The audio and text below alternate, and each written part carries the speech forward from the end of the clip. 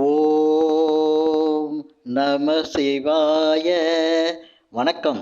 நான் ஜோதிடர் மகேஜி பேசுகிறேன். ஜாதகத்தில் அதிர்ஷ்டம் தருவது 5ஆம் இடமும் 9ஆம் இடமும், திடீர் அதிர்ஷ்டத்தை தருவது 8ஆம் இடம். இப்போ எல்லாருமே அதிர்ஷ்டத்தை ரொம்ப விரும்புகிறாங்க. அதிர்ஷ்டமான வாழ்க்கை வேணும். அதே போல் திடீர் அதிர்ஷ்டம் கிடைக்கிறது எப்படின்னா, திடீர்னு லாட்ரி சீட் அடிக்கிறது, அதே போல் ஷேர் மார்க்கெட்டில் நிறைய பணம் சம்பாதிக்கிறது, இல்லைன்னா திடீர்னு ஏதாவது ஒரு அதிர்ஷ்டம் வாழ்க்கையில் முன்னேற்றி விடுறது. இப்போ ரியல் எஸ்டேட் பண்ணுறவங்கெல்லாம் ரியல் எஸ்டேட்டில் திடீர்னு ஒரு பெரிய அதிர்ஷ்டம் மாதிரி கிடச்சி மிகப்பெரிய அளவுக்கு வளர்ச்சியை காண்றது, சொத்து சேர்க்கிறது, இதெல்லாம் பெரிய அதிர்ஷ்டம் அப்படின்னு எல்லாருக்குமே ஒரு ஆசை இருக்குது அதிர்ஷ்டத்து மேலே.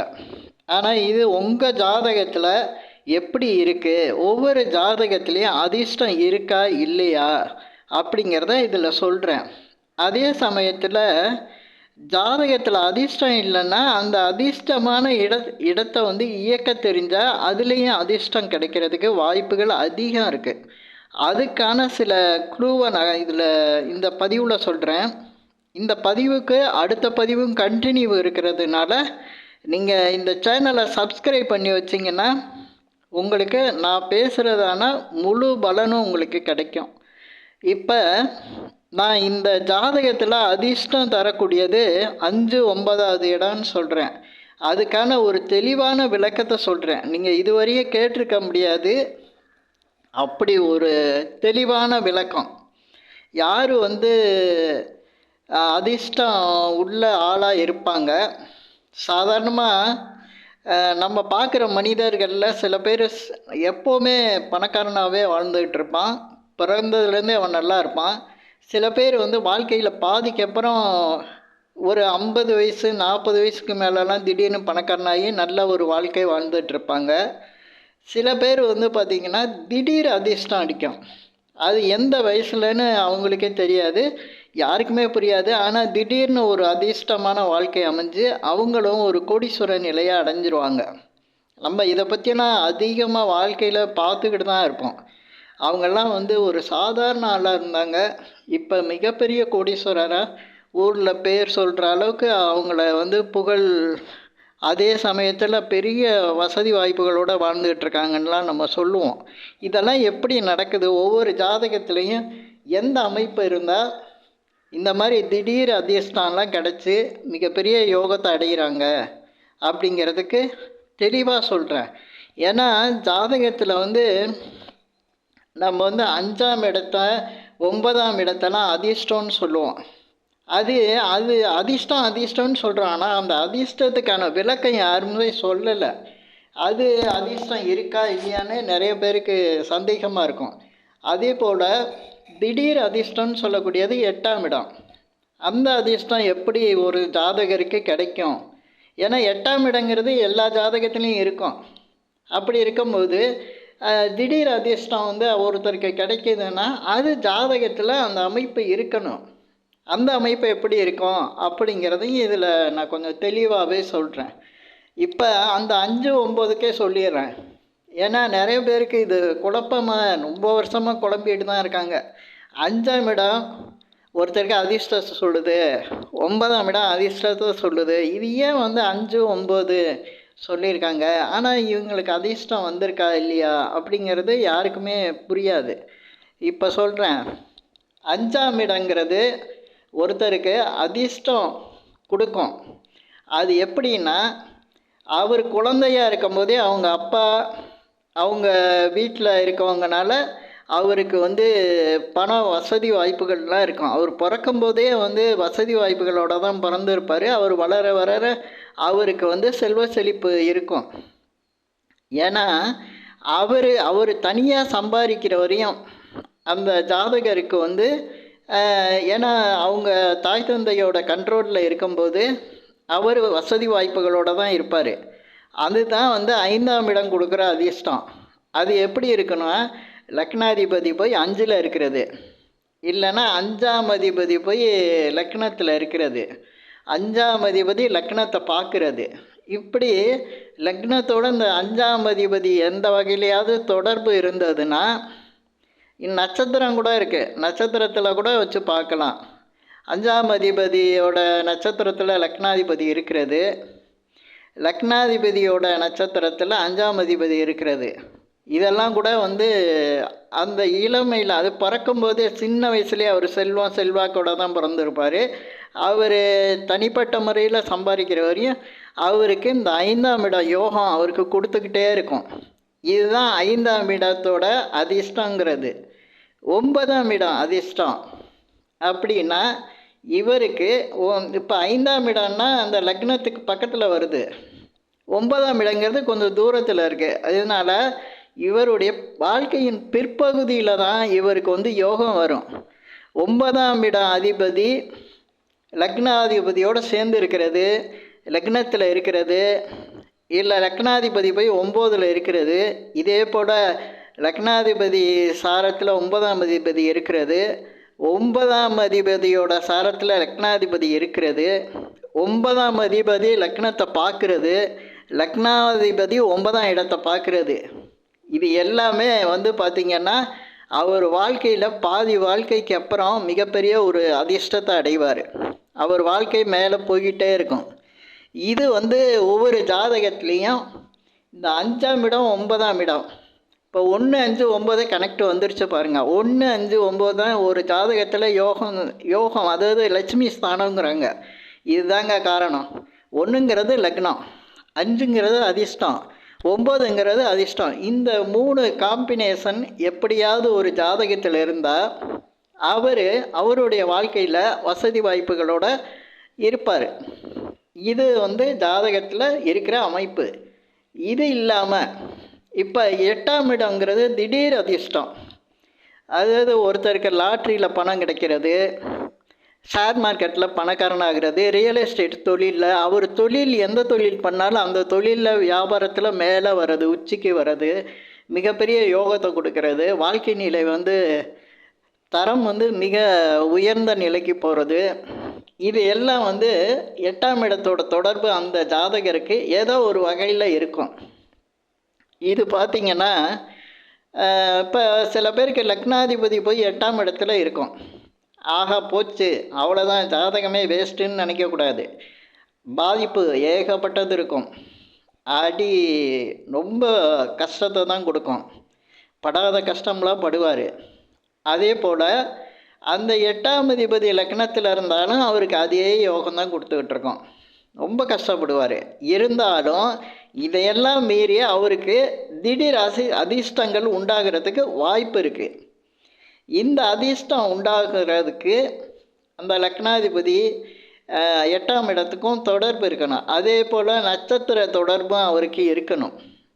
இது இருந்து அவருக்கு குருவோட பார்வை, சூரியனோட பார்வை, செவ்வாயோட பார்வை இதெல்லாம் இருந்ததுன்னா நிச்சயம் இவருக்கு நான் சொன்னது பார்த்தீங்களா, செவ்வாய், சூரியன், குரு சொல்லியிருக்கேன்.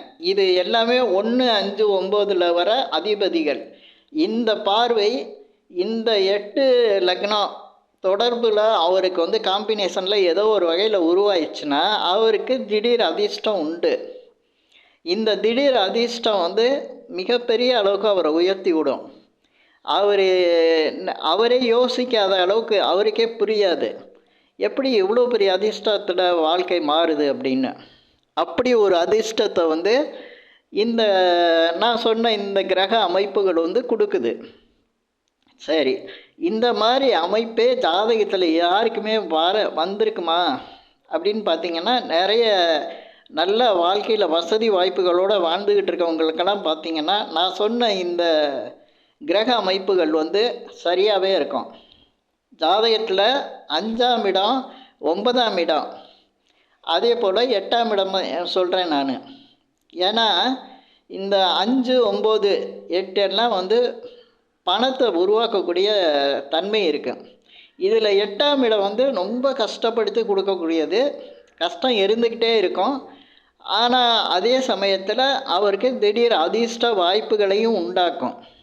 இந்த அதிர்ஷ்ட வாய்ப்புகள் சிலருடைய ஜாதகத்தில் இல்லை அப்படின்னா அதுக்கு தான் நம்ம ஜாதகத்தை எப்படி அதை வந்து யூஸ் பண்ணணும் அப்படிங்கிறது ஜாதகத்தில் இருக்குது. இப்போ ஜாதகத்தில் நிறைய பேருக்கு வந்து திடீர் அதிர்ஷ்டம் வேணும்னு நினைக்கிறாங்க.